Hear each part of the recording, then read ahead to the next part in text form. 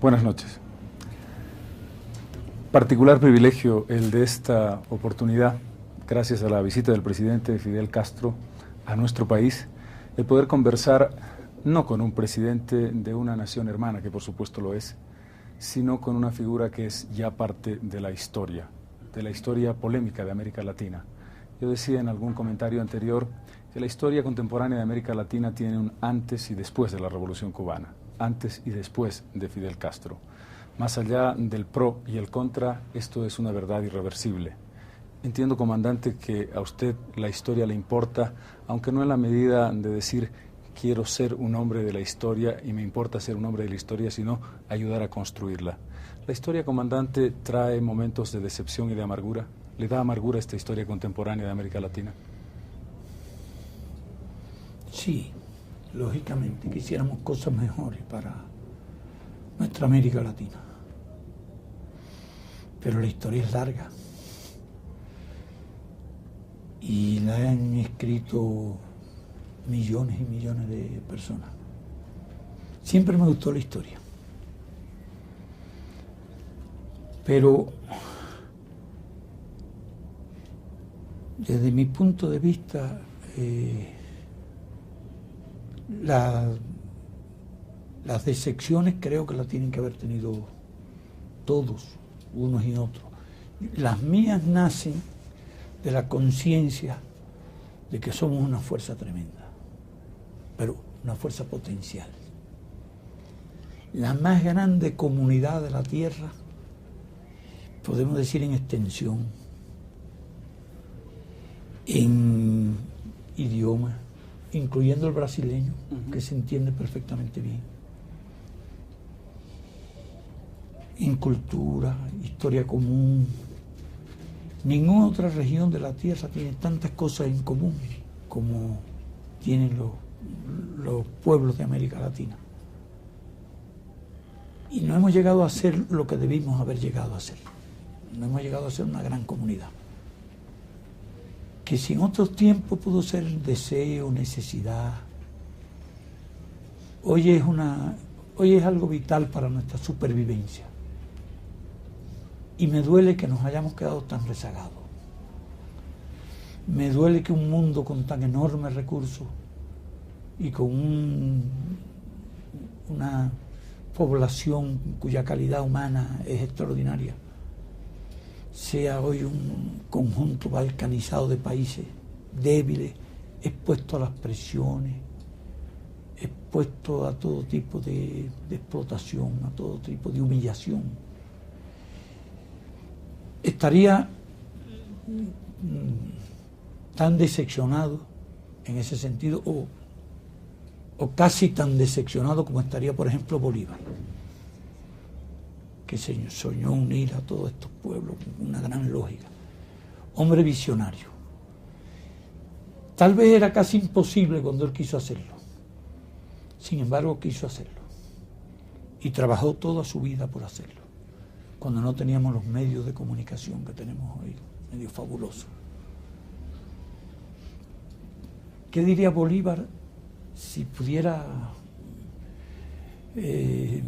observar la situación actual de nuestro hemisferio?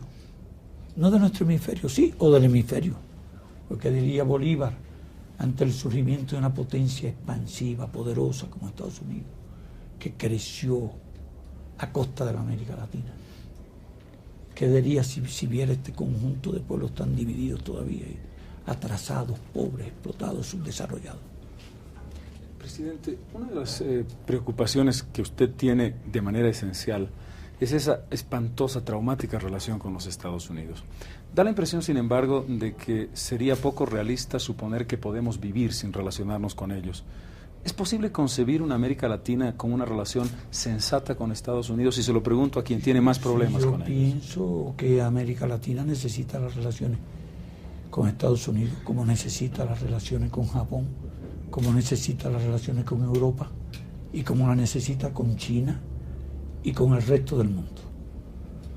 Es decir, las relaciones con Estados Unidos deben ser parte de la vida de América Latina, como es parte de la vida de otras muchas países y regiones del mundo.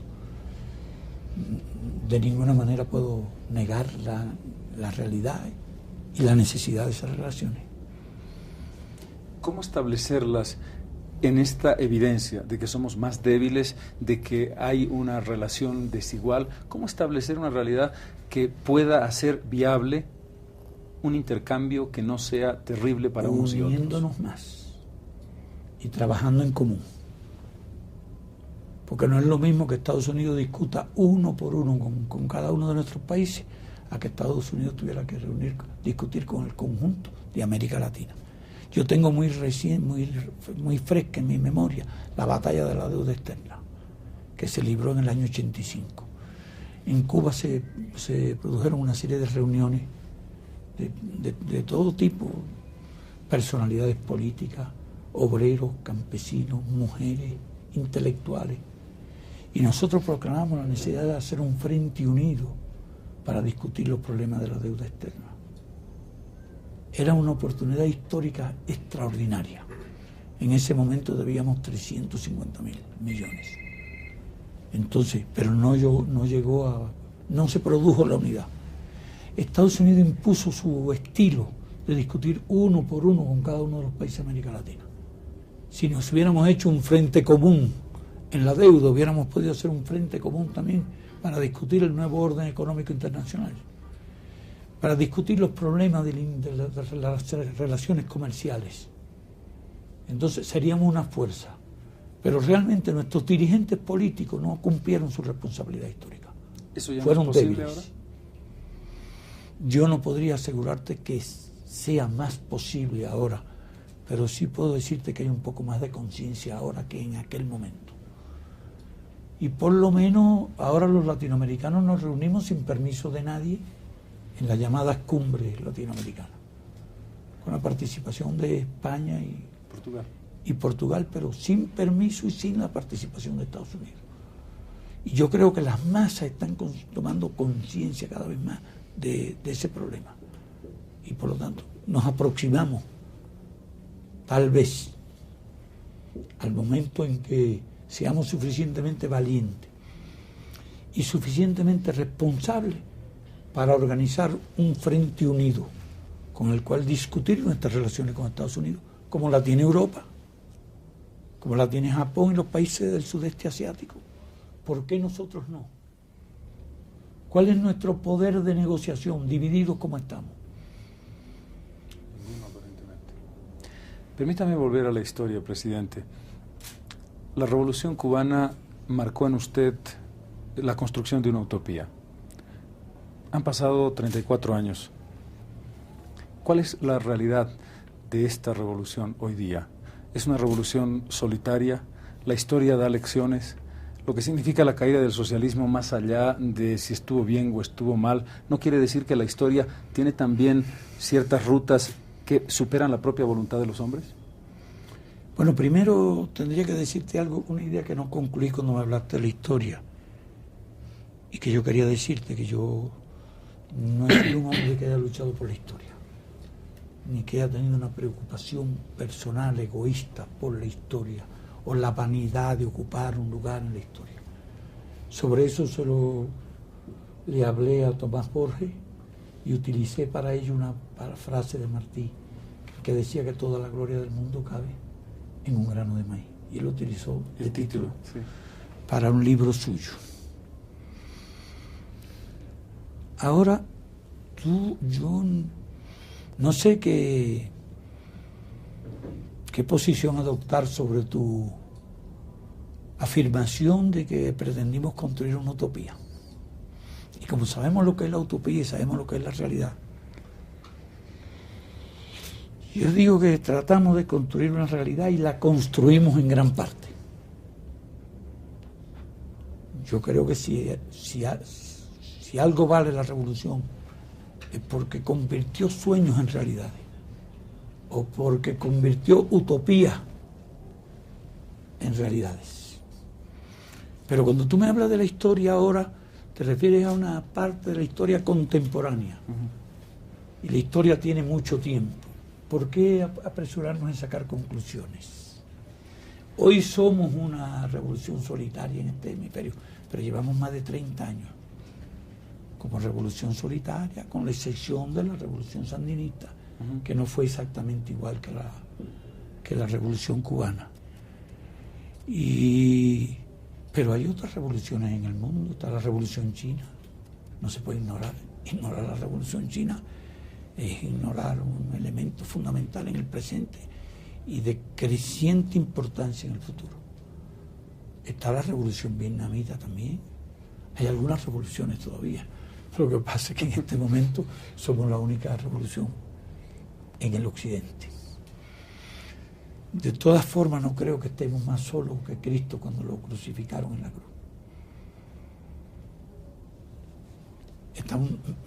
Tenemos un pueblo, y un pueblo con una cultura política, espíritu combativo, gran patriotismo. Tenemos la solidaridad y la amistad y la simpatía de cientos de millones de personas en el mundo. Ahora, las condiciones objetivas son realmente bien difíciles. Porque tú decías que después de la desaparición del campo socialista y de la URSS,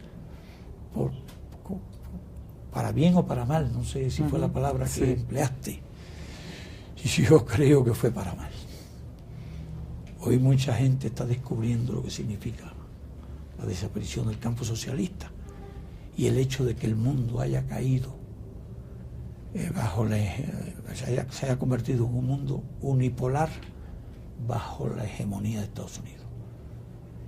Creo que los hombres de más ilustrado pensamiento y de ideas más avanzadas en este hemisferio jamás soñaron, jamás concibieron la horrible pesadilla de que se haya creado un mundo unipolar bajo la hegemonía de Estados Unidos o del imperialismo yanqui, como se le solía llamar, y yo le suelo llamar, y muchas personas con vergüenza le suelen llamar todavía.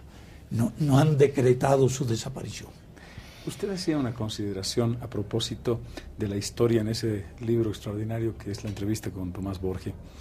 Pero si bien la desaparición del socialismo usted la interpreta como un elemento negativo, y ciertamente un mundo unipolar no es el mundo deseable que uno esperaba, hay razones que explican ese desastre. Es decir, nada cae porque sí, y tan rápidamente. Yo creo que la historia está llena de episodios y de acontecimientos semejantes.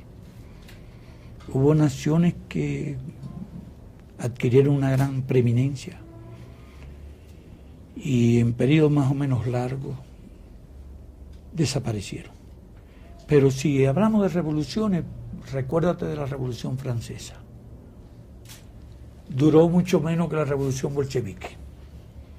Cierto. Porque a los pocos años, después del 79, y después surgió el imperio napoleónico, terminó en 1915, vino la restauración, creo que era borbónica en aquel tiempo, fue borbónica, sí, los reyes, no recuerdo exactamente cuál de las dinastías pertenecía.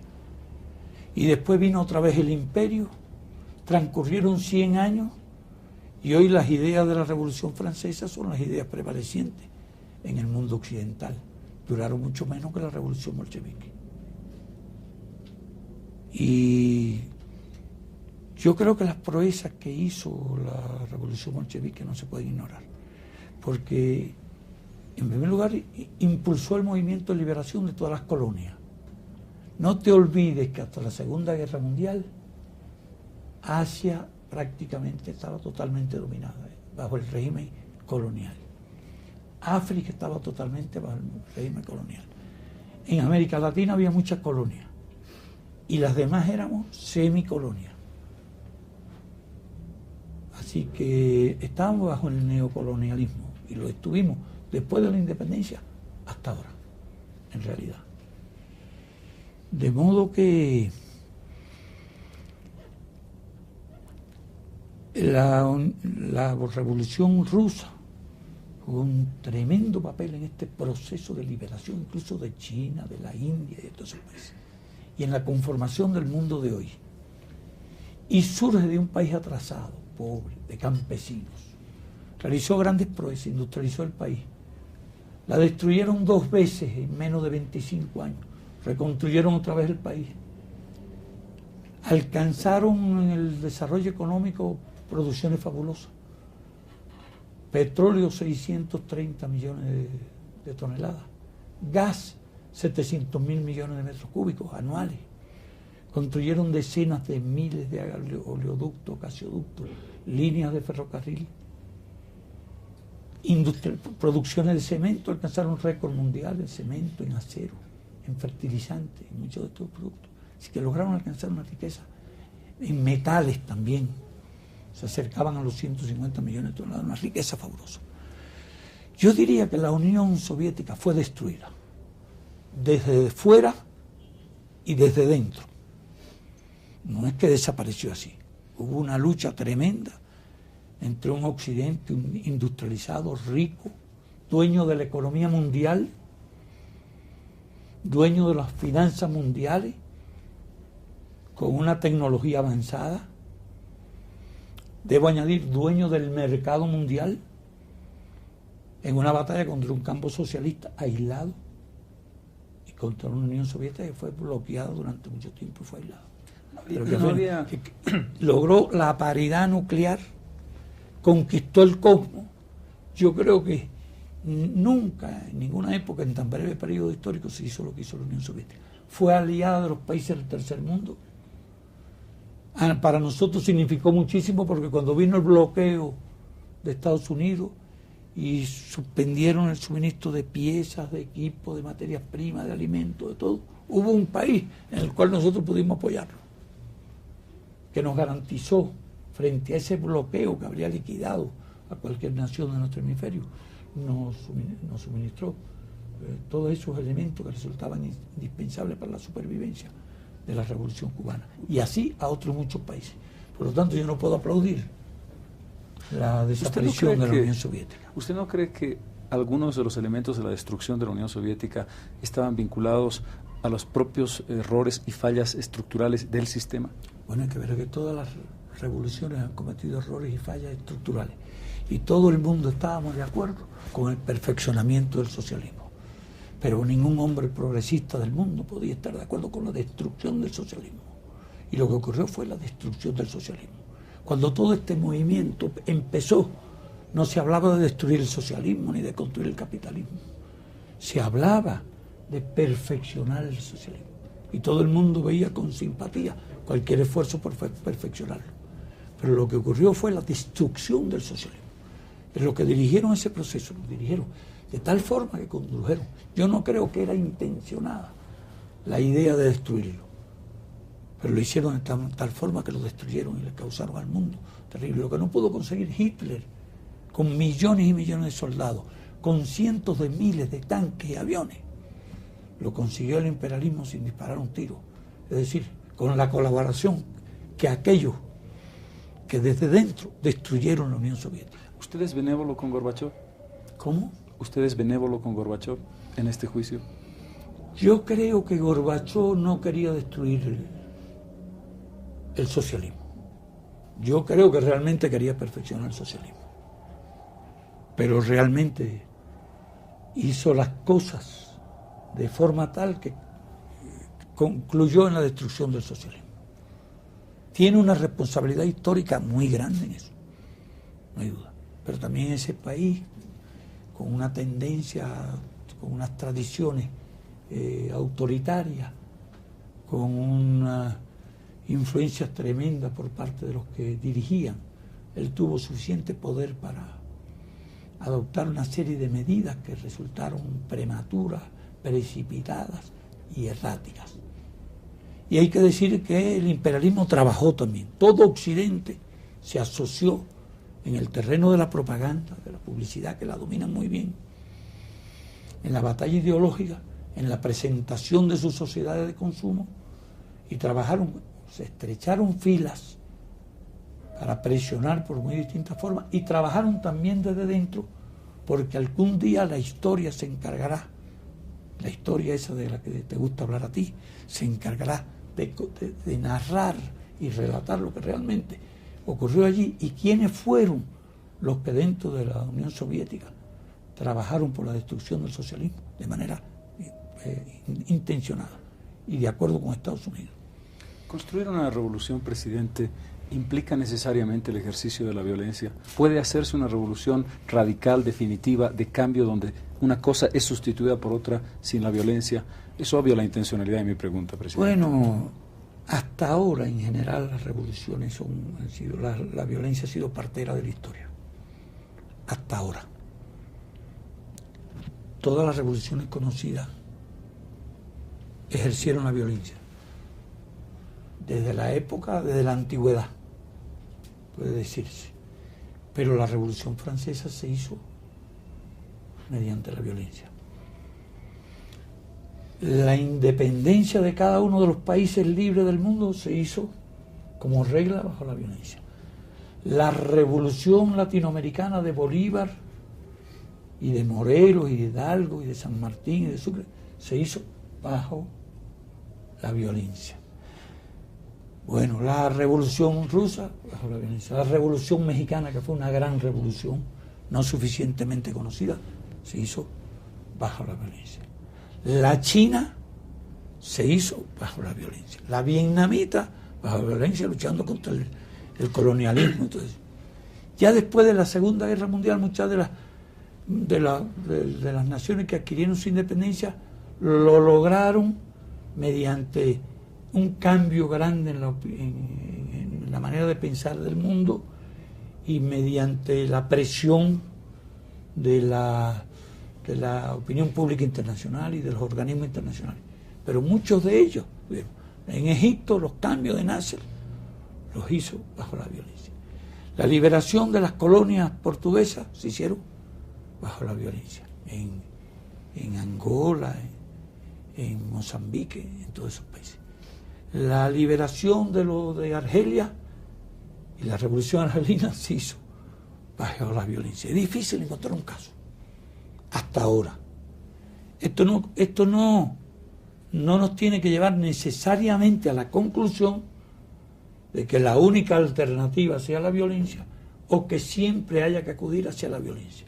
Te puedo poner un ejemplo de lucha por la independencia en que no fue la violencia el elemento fundamental, que fue la lucha de Mahatma Gandhi.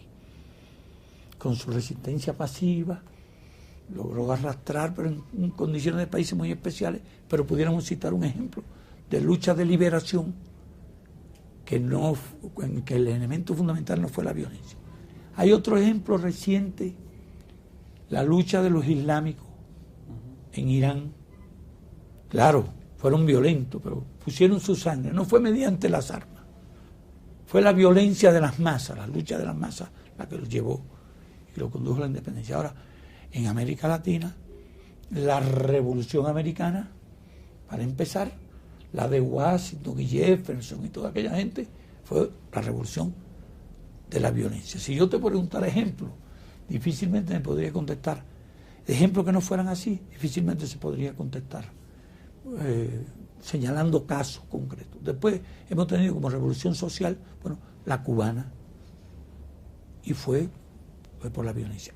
Y hemos tenido experiencias como la chilena, un noble, maravilloso intento de cambiar la sociedad por métodos pacíficos, por métodos electorales, y ya tuviste cómo culminó aquello en el golpe de Estado, el asesinato y la desaparición de miles de gente y un régimen atrozmente cruel que mantuvo el país casi durante más de 15 años en condiciones de represión como nunca la había conocido a lo largo de su historia. Eso no significa que se deba renunciar a la idea de hacer los cambios pacíficamente.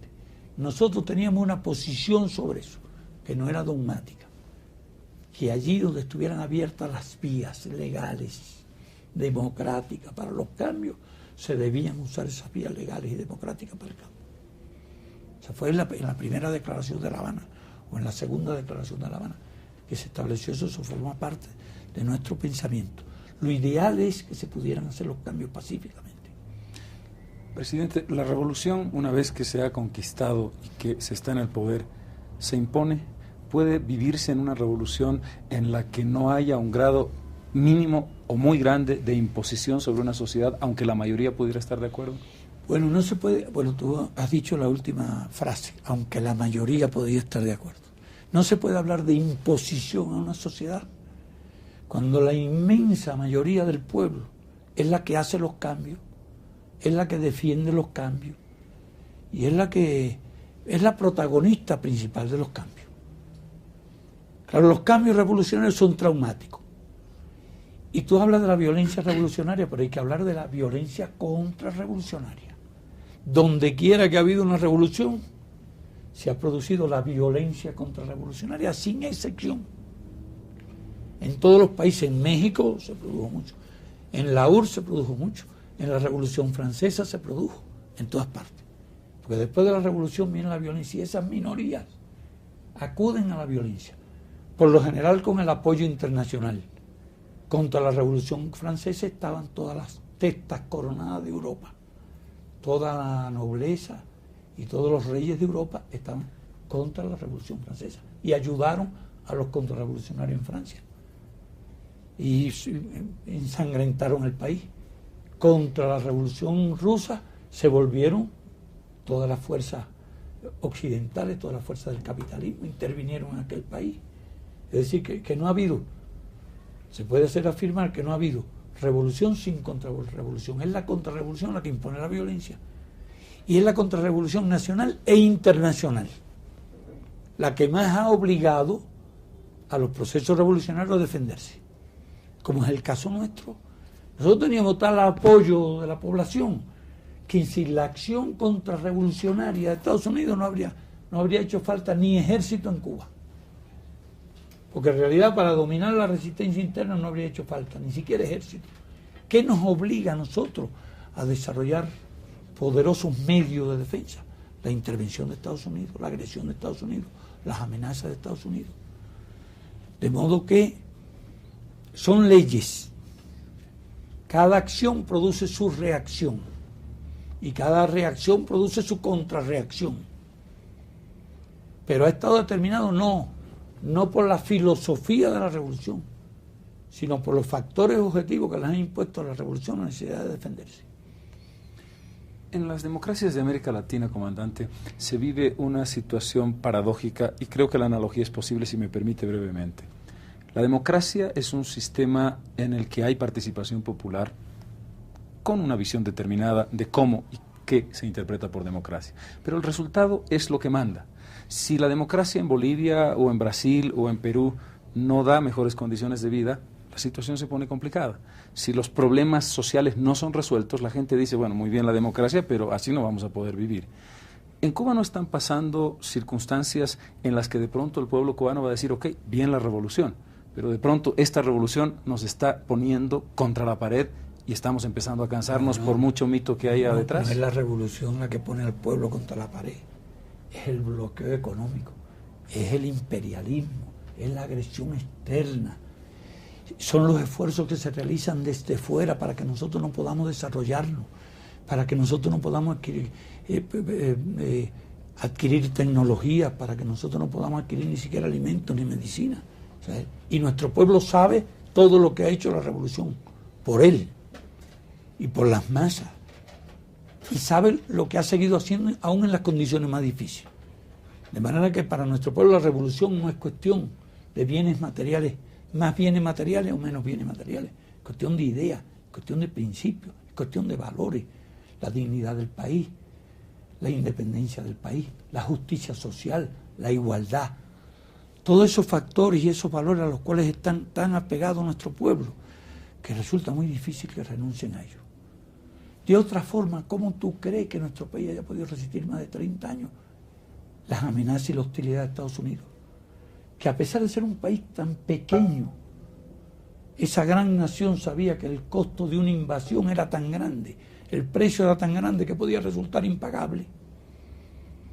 Te da idea de la unidad, y de la fuerza que la revolución es capaz de desplegar en el pueblo y de los valores que una revolución siembra en el corazón del pueblo y que están por encima de los valores materiales, porque fue Cristo, creo, o por lo menos el cristianismo, quien dijo que no solo de pan vive el hombre, no solo de pan viven los pueblos, viven de otros muchos valores que no están dispuestos a sacrificar. Si esos valores no prevalecieran, no habrían muerto tantos hombres luchando por sus ideales, luchando por la independencia, luchando por la libertad, porque al fin y al cabo tú podrías decir, estos son valores abstractos, que es la libertad, y sin embargo por esos valores el hombre da su vida, y lo ha estado dando a lo largo de la historia. Analiza la sola historia de América Latina, las guerras de independencia de América Latina, cuántos cayeron, cuántos murieron, cuántos dieron su vida. Lo que podríamos preguntarnos ahora, si los que los seguimos a ellos, hemos sido fieles a las ideas de ellos, si somos nosotros acreedores al reconocimiento por lo que hemos hecho, porque nuestro continente, la historia de nuestro continente es una página sobre todo de nuestra América, a la que Martí llamaba nuestra América, es una historia de grandes sacrificios y de grandes heroísmos, pero podríamos preguntarnos nosotros si hemos estado a la altura de ellos y si hemos sabido sembrarlo, cultivar y desarrollar los valores que ellos sembraron en nosotros. Presidente, cada vez que usted sale de viaje a visitar a países hermanos de América Latina, diversos presidentes y jefes de Estado no se cansan de repetirle al comandante Castro que tiene que abrirse a la democracia.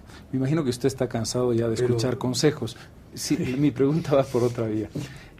Usted dijo en una entrevista que hacía un análisis crítico, por ejemplo, de lo que fue la crisis de los misiles del 62. Es decir, aprendió de la historia y eso le permite plantear algunos cambios. Hay cambios que usted tiene que hacer en su pensamiento. ¿Cuál es lo que es incambiable de la doctrina socialista cuando la situación de Cuba está en un momento tan crítico? Bueno, me has hablado hasta de la crisis de octubre, ¿no? La historia enseña. Me has hablado de los presidentes que me dan consejos. Tú sabes que consejeros no faltan en el mundo. Y cada uno aconseja según sus creencias, sus ideas. Nosotros no somos consejeros, por el contrario. Nosotros damos opiniones sobre cualquier cosa únicamente cuando nos las piden. Pero no nos gusta estar haciendo de consejero. Usted no ha pedido consejos. Usted no ha pedido consejos. Yo realmente no he pedido consejos. Te lo digo con toda franqueza. Pero respeto y agradezco incluso a todas aquellas personas que de buena fe y consideran y analizan lo que es más conveniente para nosotros, sobre todo a partir del derrumbe del campo socialista y con buena voluntad hacia nuestro país. Por eso yo todos los consejos los escucho con mucho respeto, seriedad, los analizo, los medito y no los escucho yo solo, se los transmito al pueblo, se los transmito a la dirección de nuestro partido para que analicen todas esas cosas. Yo creo que los principios revolucionarios son irrenunciables. Yo diría que hay tres cosas a las que nos la independencia del país: a la revolución y a los valores que la revolución representa, los valores y las conquistas que el socialismo representa. Otra cosa es que para salvar precisamente esos principios tú tengas que hacer concesiones, pero las haces como concesiones, como nosotros hemos tenido que hacer algunas, que no la habríamos hecho si hubiéramos tenido otras alternativas. Ahora, y las concesiones no son de los principios. Si nos dicen renuncia a la independencia, decimos no renunciamos a la independencia. Desaparecemos con la independencia. Renuncien a la revolución, no renunciamos a la revolución, desaparecemos con la revolución. Renuncian a los valores del socialismo y a la conquista del socialismo. Y decimos, bueno, desaparecemos con ellos, pero no renunciamos. Ahora, la concesión es algo que tú tienes que tener flexibilidad y hacer cosas en determinados momentos que en condiciones normales no harían. Y es lógicamente en un mundo unipolar, un país doblemente bloqueado, porque tal fue la situación del país después del derrumbe del campo socialista, que tiene que seguir adelante, que tiene que salvar esos valores, tiene que adaptar su táctica, tiene que adaptar su estrategia determinada a la necesidad de la supervivencia, sin renunciar a los principios. Si nos dieran a escoger de la supervivencia y la renuncia a los principios, preferimos sacrificar la supervivencia. Ahora, si podemos salvar los principios y podemos lograr la supervivencia, aunque haya que hacer concesiones determinadas, estamos dispuestos a hacerlas. El tema, por ejemplo, en una concepción de revolución, de la economía de mercado o de la economía abierta o de una cierta participación privada en la economía, ¿está estrellada contra el tema de la revolución? En nuestro país ha habido participación privada en la economía, siempre. Nosotros tenemos más de 100.000 campesinos, propietarios de la tierra, en nuestro país. Nosotros hicimos las leyes de reforma agraria que afectaron los grandes latifundios, pero hasta 65 hectáreas, hasta 65, fíjate que no, lo que pasa es que los latifundios eran muy grandes, y cuando tú reducías un latifundio de 100.000 hectáreas a 65, como eran los latifundios norteamericanos, entonces les parece muy poco, pero para un campesino 65 hectáreas, 60, 40, 50, algunos tienen menos, y hemos coexistido con ellos en perfectas relaciones, son propietarios. Muchos propietarios de vehículos, transportes, distintos medios. Claro, el peso del Estado es muy grande, es mayoritario. Pero de hecho, en la realidad, ha habido coexistencia de forma de propiedad estatal, de forma de propiedad socialista con forma de propiedad privada en nuestro país. No todo allí, aunque hay mucho. Sobre esto, no hay distintas teorías, distintos criterios. Sobre la teoría nueva, economía de mercado, es que la palabra capitalismo nos resulta muy simpática y la sustituyen por la palabra economía de mercado, una frase un poquito más simpática, más potable, más tragable. Igual que la palabra imperialismo no es simpática, eso se sustituye por la palabra democracia y muchas cosas como las que pregonan allá en Estados Unidos. Su sistema, ¿no? Pero en realidad se discute sobre eso y hay mucho todavía por elaborar sobre eso. Los chinos están haciendo experiencias muy interesantes en este terreno, tratando de conciliar la economía, el socialismo con la economía de mercado. Pero bajo la dirección del partido y bajo los principios del marxismo y de Mao Zedong, como ellos explican. Y han hecho grandes aperturas económicas al capital extranjero, de inversiones, a la producción privada. Bueno, lo que más deseamos es en el éxito de eso. Y ojalá podamos contar con una nueva y rica experiencia en ese terreno. Los vietnamitas están haciendo cosas parecidas. Y nosotros estamos estudiando muy bien, sin dogmatismo de ninguna clase, todo ese tipo de experiencia. Porque claro, nadie tiene el don de la sabiduría de conocerlo todo y saberlo todo, es imposible. Y creo que en el terreno económico, el terreno social, los conocimientos humanos se enriquecen constantemente. Y de ahí que nosotros le damos tanta importancia a estos experimentos que están haciendo los chinos y los vietnamitas, aunque en condiciones diferentes.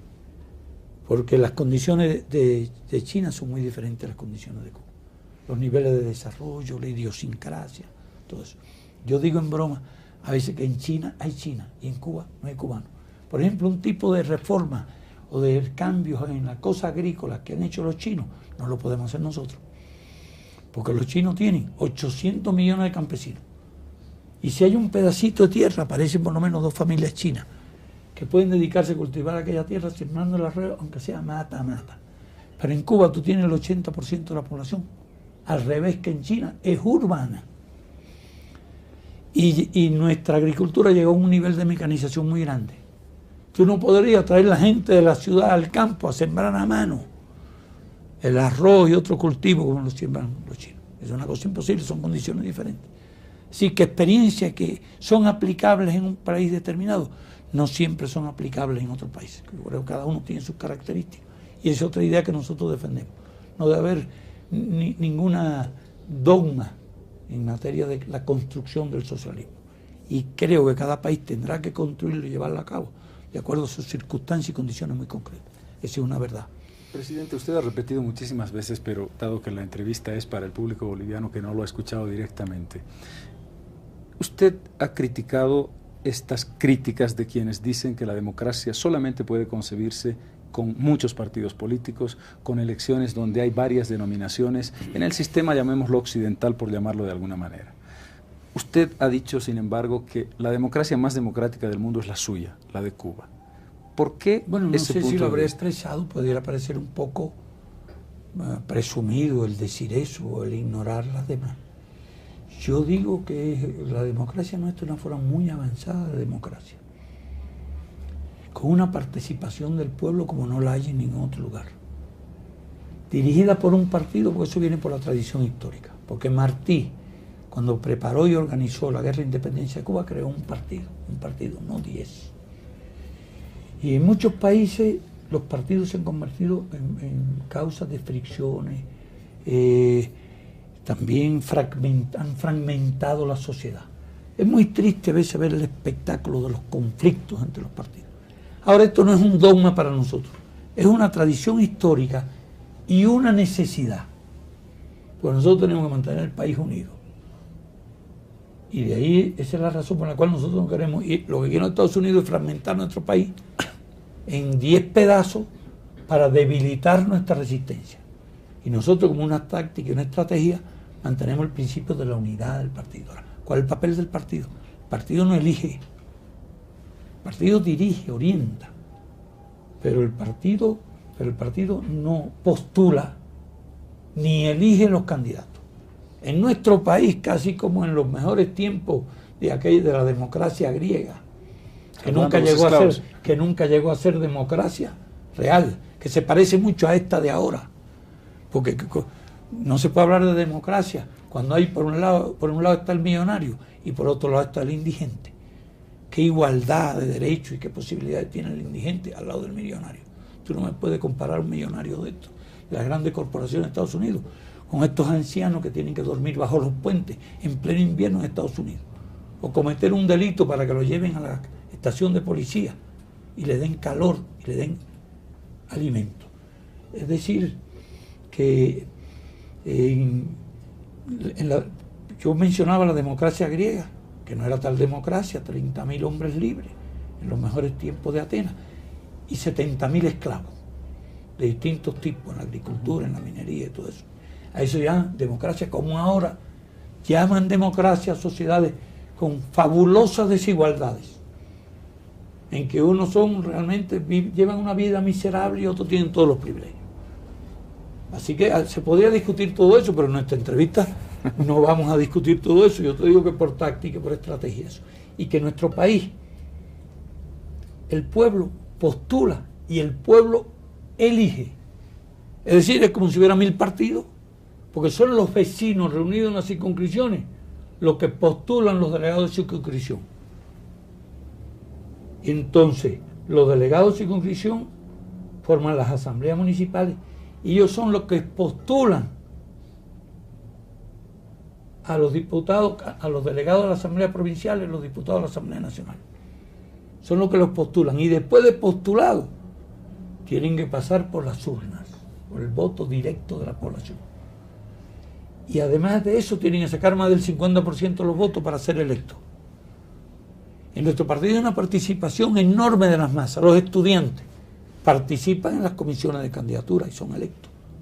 Los campesinos, los obreros, las mujeres, las organizaciones populares, todas participan, son los que postulan y son los que eligen. Los candidatos trabajan unidos. Llevaría tiempo explicarte en detalle, pero vale la pena analizarse. Y es el porqué. Ahora mismo acabamos de tener una elección el 24 de febrero. Fueron impresionantes. Y la actitud de adhesión de la gente a la revolución fue impresionante. Entonces hay una serie de principios. Nosotros no queremos ni dividir al país en fragmentos, ni queremos dividir a los ciudadanos en enemigos uno de otro. En nuestro país los candidatos hacen las campañas unidos y el electorado puede votar por uno, por todo, por uno, por varios, por todo o por ninguno. Sin embargo, es increíble y dice mucho de la revolución y dice mucho de Cuba, que el 99% de los ciudadanos haya votado. Algunos anulaban sus boletas, anulaban sus boletas, otros votaban en blanco, una proporción pequeñísima en comparación con la gente que votó y votó a conciencia. Bueno, entonces, ¿por qué la única democracia es la democracia que inventaron los norteamericanos? Con el bipartidismo ese, que lo que hay es un solo partido. Pues en Estados Unidos hay dos partidos con una misma ideología, un mismo programa y una misma política. Es un mismo partido dividido en dos. Así que podemos hablar de monopartidismo. En Estados Unidos ahora salió un tercer candidato porque tenía más como 3.000 millones de dólares. Figúrate, si para ser candidato hace falta 3.000 millones de dólares, el que tiene una deuda de 300 no podrá ser candidato a nada. Tú sabes cómo funciona todo eso. En muchas partes, yo no quiero, tú sabes cómo son las campañas electorales. Tú sabes cuánto dinero se gasta. Y tú que estás en los medios masivos, sabes también el papel que juegan los medios masivos y que los medios masivos no son baratos, son muy caros. Por eso mucha gente ha inventado la fórmula de que distintos candidatos pueden tener un espacio por televisión un tiempo, pero siempre unos tienen más que otros.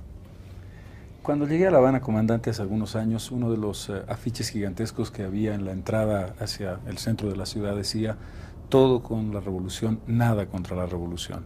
Mirado en la hace óptica... mucho tiempo de eso. Sí, hace unos 10 años o 12. Mirado en la óptica de Occidente, vuelvo a usar el término, eso sería limitar la libertad de expresión. ¿Cómo concibe la libertad de opinión y expresión de los cubanos en sus medios de comunicación, en la sociedad? Yo creo que uno de los pueblos que más opina es el cubano, en todos los sentidos. Y nuestros medios de prensa están distribuidos por sectores. La juventud, los estudiantes, los trabajadores. Tal.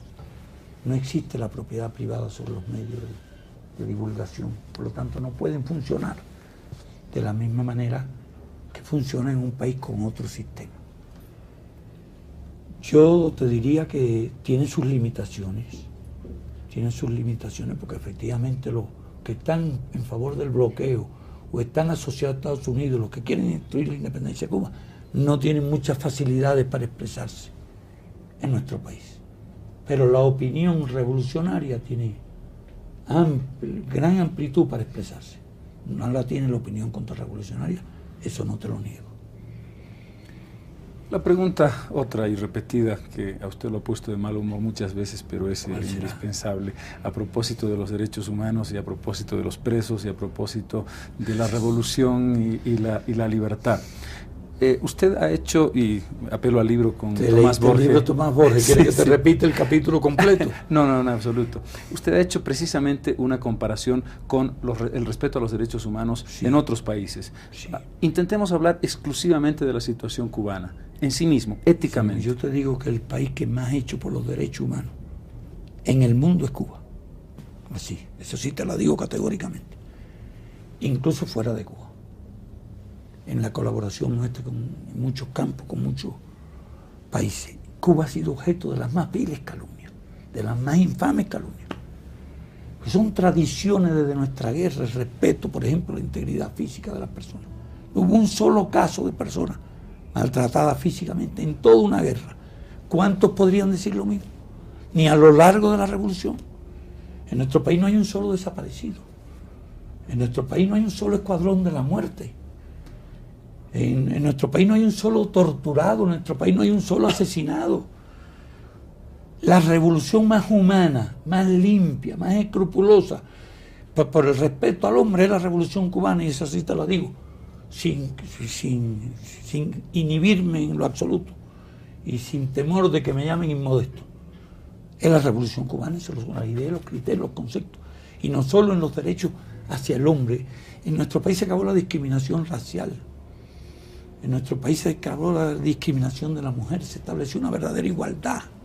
No se puede ni empezar a hablar de derechos humanos en sociedades desiguales, porque la propia Revolución Francesa, que no era socialista, hablaba de igualdad, fraternidad y libertad. No quedó de la libertad, quedaron las libertades formales. De la fraternidad lo que quedó es la guerra del hombre contra el hombre. Y de la igualdad no quedó nada. Entonces, en todos esos aspectos, nuestra revolución ha llegado a hacer por el hombre lo que no se ha hecho en ninguna otra parte. ¿Y por qué tú crees que la defiende el pueblo? ¿Y por qué tú crees que está dispuesto a dar su vida? ¿Y por qué tú crees que está dispuesto a enfrentarse a una potencia como Estados Unidos? ¿Y por qué tú crees que el pueblo esté armado? Nuestro pueblo es un pueblo armado, no hay que olvidarse de eso. Estudiantes, obreros, campesinos, todos están armados. Yo creo que la manifestación suprema del respeto a los derechos del hombre es darle incluso las armas con que defender esos derechos. Y en eso ciertamente nos distinguimos muchísimo de otros países. No quiero poner a Cuba como modelo ni como ejemplo. Simplemente quiero contestar tus preguntas. Pero no me pongo bravo en absoluto eso. ¿De dónde ha salido esa nueva calumnia? Bolivia, comandante. ¿Qué le dice este país a usted ahora que está aquí, que lo ha visitado, que ha visto a su gente? Bueno, Bolivia es algo increíble. Y uno puede sentir simpatías enormes como yo sentía por Bolivia, cariño por Bolivia, solidaridad hacia Bolivia, que ha sido una nación tan sufrida, tan agredida a lo largo de su historia. Pero lo que he visto aquí me ha maravillado realmente. La nobleza del pueblo, la generosidad del pueblo, el calor del pueblo, su inteligencia, sus ideas políticas, expresadas no en uno o en un grupo frente a la verdad, sino en todas partes. Creo que he saludado personas de todos los sectores y he encontrado la misma hospitalidad, la misma solidaridad con Cuba. Si yo hubiera podido grabar en mi mente las frases que he escuchado en estas horas que llevo aquí, bueno, podría ser un libro. Y cosas realmente maravillosas. Además, un pueblo educado, me ha llamado mucho la nobleza, educación del pueblo, sentido de organización. Tienen unos valores humanos fabulosos. Yo creo que Bolivia es un país digno de un gran futuro. Y me siento profundamente comprometido, profundamente agradecido, emocionado de lo que he visto aquí. Y no tengo, nunca uso palabras para elogiar, pero tengo que decir que me llevaré una impresión imborrable de este pueblo y un cariño que no podrá superarlo nada. Le agradezco mucho en nombre del país, comandante, porque son palabras hermosas, sobre todo en esa relación histórica que usted conoce muy bien. Ernesto Che Guevara significa mucho para usted, significa mucho para Cuba y significa mucho para Bolivia. Ernesto Che Guevara marcó un momento de polarización muy fuerte en este país, el enfrentamiento de ideas y una nación que tuvo que combatirlo, que lo combatió, y que lamentablemente, y esto lo hemos dicho, el final de Guevara, independientemente de si hubiera sido derrotado o no, no podía haber sido el asesinato que fue. Cuando ocurrió lo de Ernesto Che Guevara, Cuba tenía una visión distinta de América Latina, pensaba en exportar la revolución. Usted dice, yo no quiero consejos hoy ni los doy. ¿Los daba usted entonces? Claro. Entre América Latina y Cuba, y por culpa de Estados Unidos, se estableció un antagonismo muy fuerte.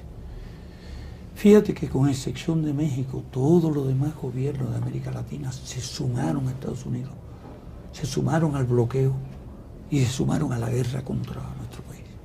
Nosotros reaccionamos también en lucha frente a esa política. Eran condiciones muy diferentes, no son las condiciones de ahora. También nosotros estábamos impulsados por un fuerte impulso doctrinal y una fuerte pasión revolucionaria. Deseábamos la revolución, no te voy a decir que no, pero como además estábamos en un conflicto, entonces durante ese periodo no es que diéramos consejos, le dábamos apoyo al movimiento revolucionario, pero no en todas las circunstancias, porque como te dije, allí donde no había regímenes de fuerza, allí donde las vías políticas estaban abiertas, nunca aconsejamos nosotros el uso de la violencia, nunca la apoyamos, más que aconsejar, nunca la apoyamos. Teníamos nuestras opiniones, nuestras doctrinas revolucionarias, pero no era que estuviéramos aconsejando a nadie que hiciera la cosa, porque la revolución tiene que hacer a la gente, no se puede, la revolución no se puede exportar. Si no existen las condiciones objetivas para la revolución, no se puede exportar, aunque hace falta también los factores subjetivos.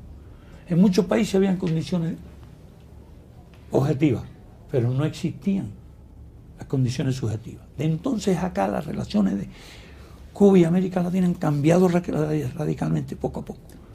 Se establecieron las relaciones diplomáticas, se establecieron las normas de convivencia, se estableció la paz.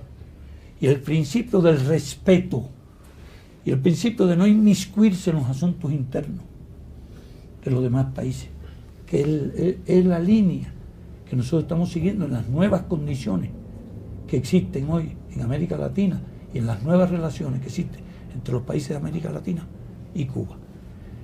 Vivimos un proceso de gobiernos de fuerza, de dictadura sangrienta en años pasados, en épocas recientes. Naturalmente nosotros nos oponíamos a esos gobiernos y le brindábamos en lo posible la solidaridad a los que se oponían, a los que luchaban contra esos gobiernos, pero esos gobiernos desaparecieron.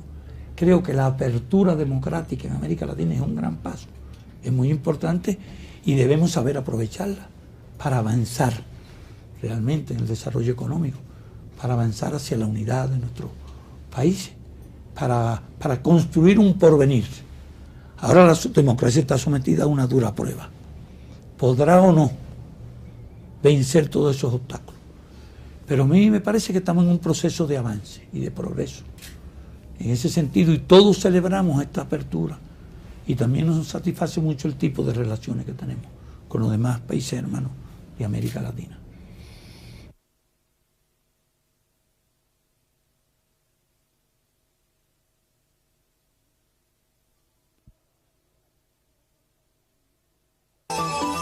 Siento algo sabroso cerca de mi nave. ¡Es una banana split!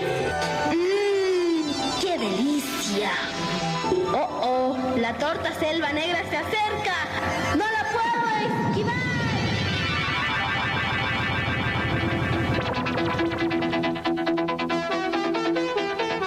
El universo del sabor tiene un nombre. Grisby. Avenida 20 de Octubre, Edificio La Paz. Por primera vez en La Paz, Playland Park, una ciudad mecánica de vértigo y alegría. Gran debut sábado y domingo a partir de las 10 de la mañana. Los esperamos en Ex Campo Ferial a la cita 93. Ahora mis comidas rinden más con el sobre económico de Sazonador Sibarita. Pago por 2 y rinde por 4. Sazonador Sibarita, sobre económico y rendidor. Para cocinar rico se necesita la pimienta y comino de Sibarita, de Sibarita. El diccionario enciclopédico más completo, el más fácil de consultar, el más moderno y actualizado. Diccionario Enciclopédico Ilustrado Océano 1. Más información, más ilustraciones, más conocimientos, más actualidad.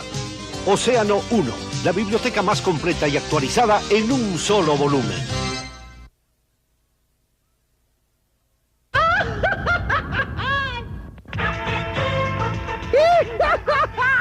Estoy muy contenta porque hoy me presento. ¡Ven a mi fiesta! Avisa a tu papá, a tu mamá, a tu tía, perro, el gato, el perico. Ahí te espero. Y si vas, si me simpatizas. Con el auspicio de Pepsi, el sabor de la nueva generación.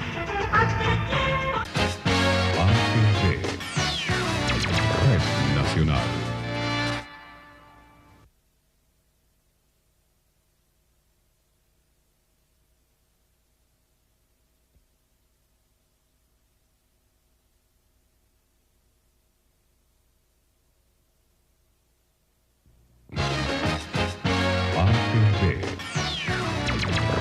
Nacional.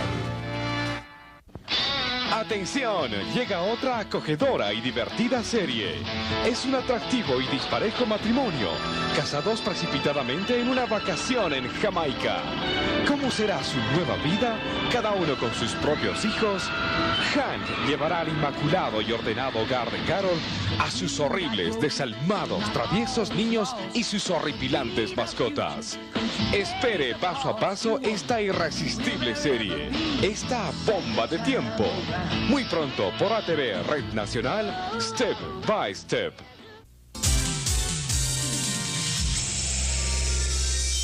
Hay dos formas de reconocer al pollo de Nutripollo del pollo falso. Su sabor seleccionado y su sello interior de garantía pegado al muslo. Nutripollo es pollo. Verifíquelo y disfrute un pollo seleccionado con el menor contenido de grasa.